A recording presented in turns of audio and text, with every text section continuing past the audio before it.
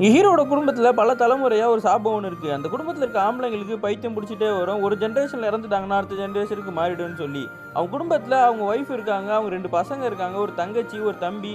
அவங்க அம்மா கூடயும் அவங்க மாமாவுக்கு தான் இப்ப பைத்தியம் புடிச்சிருக்கு. அவர மாடியில கட்டி போட்டு வச்சிருக்காங்க. இந்த சாபம் அடுத்த தலைமுறைக்கு வந்துடக்கூடாதுன்னு வீட்ல இருக்க பெண்ணுங்கலாம் ரொம்ப கஷ்டப்பட்டுக்கிட்டு இருக்காங்க. அது மட்டும் இல்லாம அவங்க பெரிய மாமா தான் வீட்ல பூஜைலாம் பண்ணிட்டு இருக்காரு.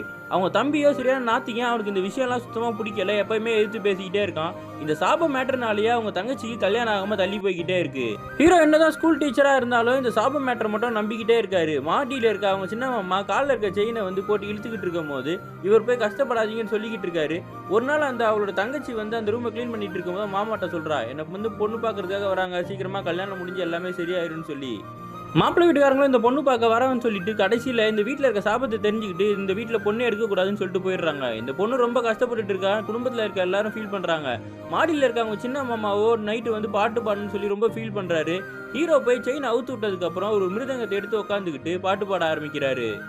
அடுத்த நாள் காலைல ஹீரோ குளிக்கிறான்னு குளத்துக்கிட்ட போய் பார்த்தா அவங்க சின்ன மாமா இந்த கஷ்டம் தாங்க முடியாம குளத்திலேயே விழுந்து இறந்து போயிருக்காரு. மிருதமும் பக்கத்துல இருக்கு. இந்த சாபம் அடுத்ததான் இந்த ஃபேமிலியில் யாருக்கு வரப்போதுன்னு சொல்லி எல்லாரும் பயந்துகிட்டு இருக்காங்க. அப்போ ஹீரோக்கு ஒரு கனவு வருது. ஒரு சாமி வேஷம் கட்டிட்டு யாரையும் ஒன்று துரத்துற மாதிரியும் ஒரு செயினை பிடிச்சி இவன் இழுக்கிற மாதிரியும் இவன் அலறி போய் இன்ச்சு உட்காரான். எல்லாரும் கூப்பிட்டோம். இவன் வந்து அன்கான்சியஸ்ல இருக்கான். அப்பதான் தெரியுது. எல்லாருமே பயப்பட ஆரம்பிச்சிடுறாங்க. ஹீரோக்கு தான் அடுத்ததா பைத்தியம் பிடிக்க போகுதுன்னு சொல்லி இந்த விஷயம் ஊர் ஃபுல்லாவும் பரவ ஆரம்பிச்சிருது.